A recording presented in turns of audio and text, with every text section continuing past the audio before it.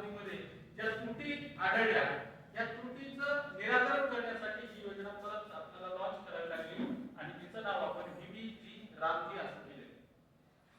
हे व्हीबीजी रामजी आहे याच्यातलं पहिलं जे अक्षर आहे हे रिपीट करतो, विकसित भारत.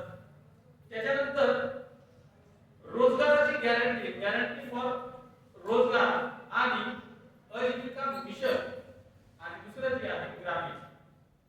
याचा अर्थ असा आहे की ही योजना जी आहे पहिली जशी ग्रामीण भागात होती तशी ग्रामीण भागातच ही लॉन्च झालेली आहे.